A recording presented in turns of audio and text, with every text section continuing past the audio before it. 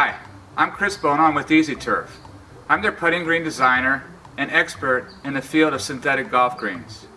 Chris Bono is EasyTurf's resident putting green and design installation expert. Chris is an avid golfer. He loves the game, and over the past 12 years of designing and installing putting greens, he knows all the do's, don'ts, tricks, and cheats.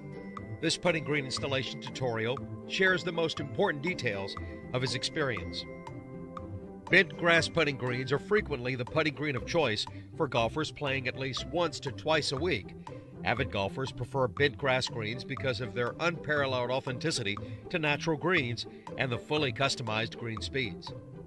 He recommends a low infill putting green product for families and households with larger dogs or multiple pets.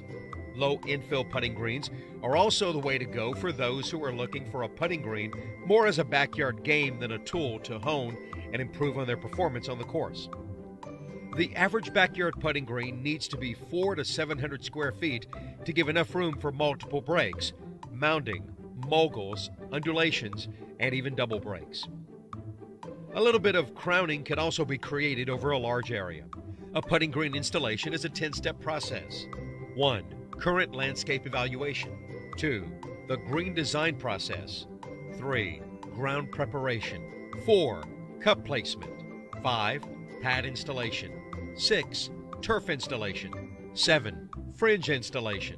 8. The infill process. 9. Rolling and fine-tuning green speed. 10. Inspection, cleanup, and polish. Step 1. The current landscape evaluation. Before you even get into the putting green design and installation process, you really need to take a look at your available landscape. Take a look around the yard for any large trees, even adjacent trees that could potentially drop on the green.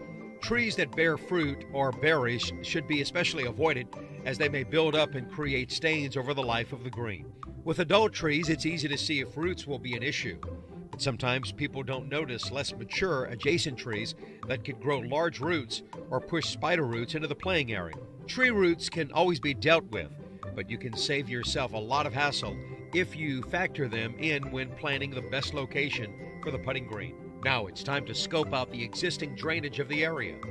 Does the yard pool in any given area?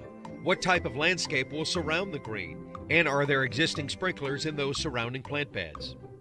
If possible, you will want to change adjacent irrigation out to a drip system or possibly redistribute sprinkler heads or replace with quarter heads. This is all to avoid overwatering of the green, which can lead to calcium deposits or hard water spots. If changes can't be made to adjacent irrigation and hard water spots occur, calcium deposits can be successfully removed using CLR, which can be purchased at most any store where cleaning supplies are sold. During this location assessment, it is also important to look and see if gophers or moles are present on the property. If they are, they can damage the structural integrity of the putting green by trenching and burrowing beneath the green. This creates weaknesses in the underlying grain and could potentially lead to sinkage in the green or collar. If gophers or moles are present, a wire mesh known as gopher wire will be installed before the decomposed granite is laid. This gopher wire should be installed so that it scoops slightly up at the edges. This will prevent gophers or moles from burrowing in between the wire and the green. Also, keep an eye out for where there could have been a previous gopher or mole issue and the property was not thoroughly backfilled and compacted. If this is the case, there will be obvious soft spots. It is best to avoid these soft areas if they exist or are planned to properly fill and compact the area as a part of the ground preparation process before laying the turf. Step 2. The green design process.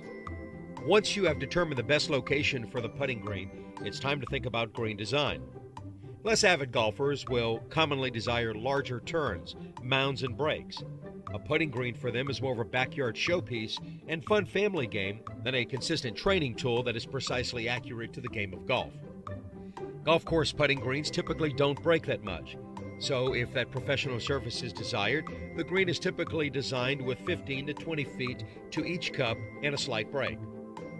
It is best to walk the space, identify potential breaks, and how the green can work with the existing vegetation present. A can of spray paint is helpful to give a visual of how the green can be contoured to fit the space. At this point, you will also want to decide how many cups would be best for this particular putting green. Typically, customers desire at least 3 cups on their green. From here, an accurate measurement is needed to determine materials. To get an accurate measurement for a putting green, mark 8 to 10 points on the outer edge of the putting green from top to bottom. Measure the width of the putting green at each point and then average those numbers. Now you have the average width of the putting green. From here, you simply measure the length of the putting green and the average width by the length. This is how much putting green material will be needed. To measure for fringe product, do the same thing. Take the average width of the fringe, include both left and right sides, times the total length of the putting green, plus the amount the fringe will extend above and below the putting green. For example, if the fringe will extend 2 feet from either edge of the putting green in most places, but 3 or 4 feet in other places, take the average, which is 3 times the length of the green, which let's say is 30. But we want to go 2 feet further than that on each end. So that's 34 times 3 is 102. So you need 102 square feet of fringe.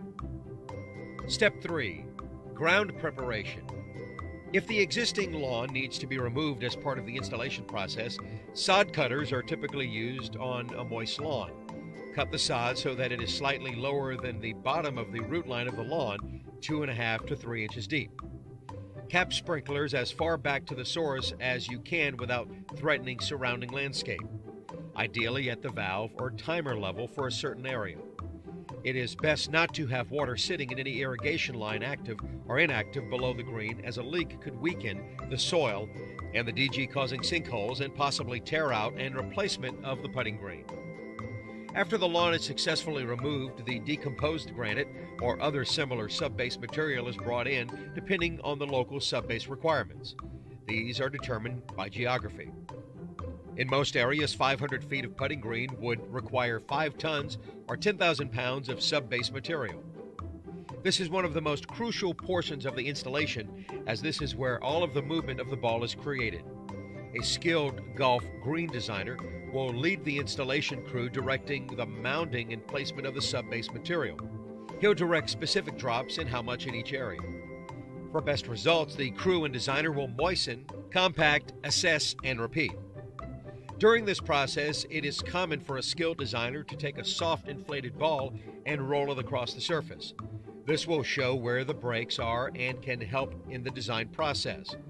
Rule of thumb here: if a basketball doesn't break as it rolls across the compacted area, neither will the golf ball. So it's crucial to make sure you have all the breaks and movement you want before you lay the green on the subbase. You may also want to mark the perimeter of the green now with spray paint to give yourself a guide when laying and cutting the putting pad. It's important to remember that the dirt dictates the finish of the green. If it's wrong, you could have a potential tear out on your hand. The entire sculpting and crafting of the subbase material of a golf green can be a 3 to 4 hour process. Step 4. Cup placement. Now that you have the perfect platform for your putting green, it's time to pick the perfect placement for the cups. Cup placement is all determined by how the subbase material was contoured. You will want the cups to be near the end of a break in the green. Undulation is crucial to cup placement and the movement of the golf ball. A post hole digger works best to remove dirt for the cup to fit in. Be sure to dig down deep enough to accommodate for the cup. The cup should be wrapped in mylar or plastic and should be placed in a hole dug that is about 1 inch wider than the cup. Pour mortar around the cup in that extra space you left and adjust the cup as necessary for solid positioning. You should also have a level on hand to ensure that the cup face is completely flat and not tilted. Step 5. Installing the putting pad. All putting greens will get faster over time. However, including a putting pad considerably lengthens the life of the green speed achieved upon installation. A putting pad is also crucial to the authenticity of ball reaction when chipping from fringe areas. The putting cushion is laid over top the subbase and over top of the cups. Depending on weather, without the weight of the green and the sand infill, the pad will likely shift, so don't cut your holes out of the pad just yet, or they may wind up being off. Now roll out the putting pad larger than the area that the putting green turf will cover. There will be a little overlap when you seam in the fringe. Now it's time to mark the putting green pad in more precise manner to the shape of the putting green. Here the extra putting pad you laid comes in handy for this step, which leaves you with lines to follow when laying the putting green. Once the putting green is cut and laid out, clean any debris off with a leaf blower to ensure there aren't any unexpected bumps when between the pad and the putting turf material. Even a small twig or leaf between the pad and the green can ruin a break and the look of the green. Laying the putting green.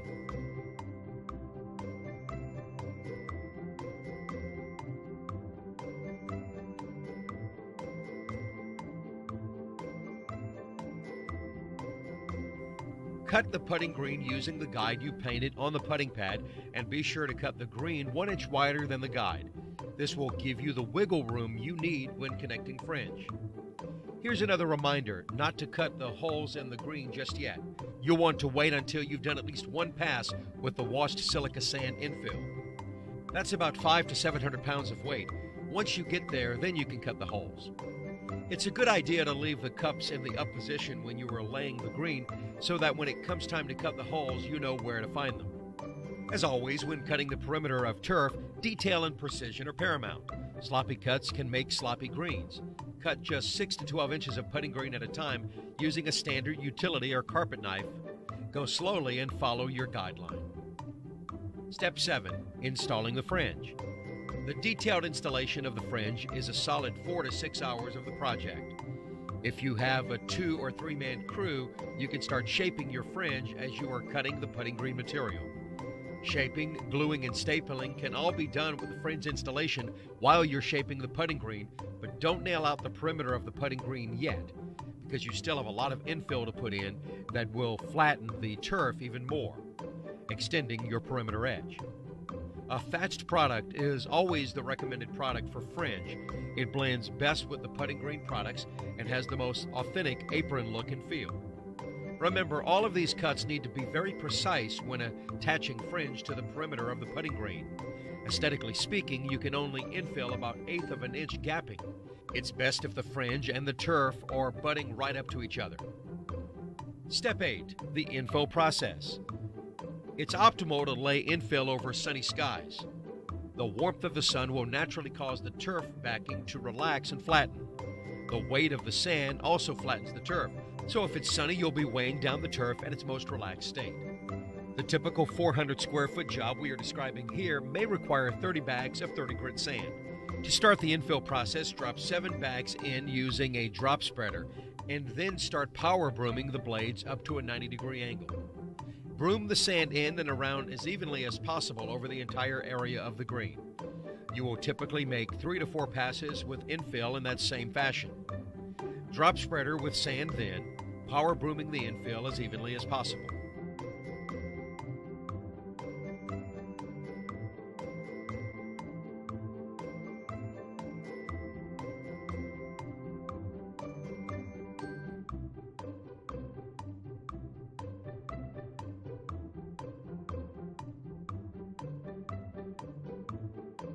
From power brooming, you move to fine brooming.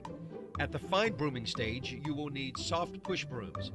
Begin working out any heavy spots in the green which could create irregular bending of the turf. This is detailed broom work to get the sand even more perfectly distributed throughout the entire green. The fine brooming stage is complete when the putting green surface looks like a grouping of fine snake scales. The tighter the grouping when you are looking directly down on the turf, the better job you did brooming. If you did the entire infill process correctly, you should still have about 1/8 of an inch of loft sticking above the infill. Now you're going to dress the top of the turf with colored infill. Drop bags of green and black acrylic coated silica sand using the drop spreader. You will typically need 1 50-pound bag for every 100 square feet of putting green. It's a good idea to have 1 or 2 extra bags of sand on hand just in case. You can always use in other areas once complete. Gently broom this sand in using a soft broom, being careful not to mix the white and now colored layers of infill.